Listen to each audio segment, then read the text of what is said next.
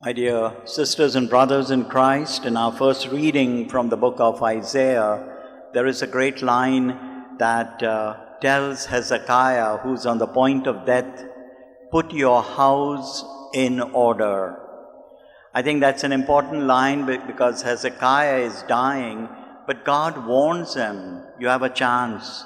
Put your house in order, get things organized, or make up with those whom you are at enmity with, or things that are not proper. And luckily for Hezekiah, he prayed, he cried, and the Lord added to his span of life. Not everyone is fortunate to have this experience of putting their personal lives in order.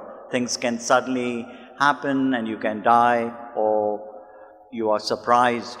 But for those who believe in God, God always gives us time to be at peace with ourselves and with others. In our gospel today, we hear of how Jesus defends his disciples.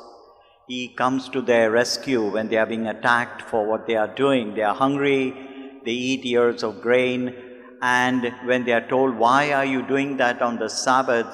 Jesus defends them. And that's God for us, the one who's always defending us and giving us power that we did not have.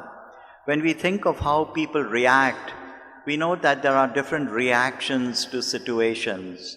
People react in a particular way because they say, "I'm doing it for my tradition," or "I'm doing it because the rule says so."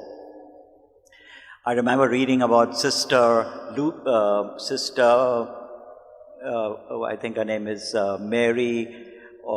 She's a Holy Cross sister, and she started an organization called Maher, meaning in the local language, maternal love. And she got this inspiration in a very drastic way, I would say, because one night about 30 years ago, a woman came to her convent and said, "I'm being troubled by my husband, he's going to kill me and take in another woman," etc. Sister understood her plight, but when she discussed with the members of a convent, they said, "We cannot keep her for the night, it's against our rules," etc.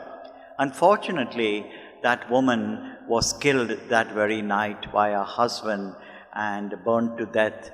And so Sister was deeply distressed that she was unable to do anything in the name of certain rules that have to be maintained. And she went on to found this organization which has helped many women, children, and even men who have suffered at the hands of either family members or landlords, whatever. They are given a good diet, they are made aware of their rights, and above all, wherever they stay, in over 40 centers worldwide now, they feel the love and care of people. And it's only because Sister broke through whatever rules there might have been to say we need to respond to any situation. Very often we do not do that. We go by what the past is telling us or what others might say. But in this case, Jesus comes to the defense of his disciples, telling them they are hungry, they need to eat. Whatever the rule, let them first eat, then we shall discuss. May we also respond as God tells us in our daily situations. Amen.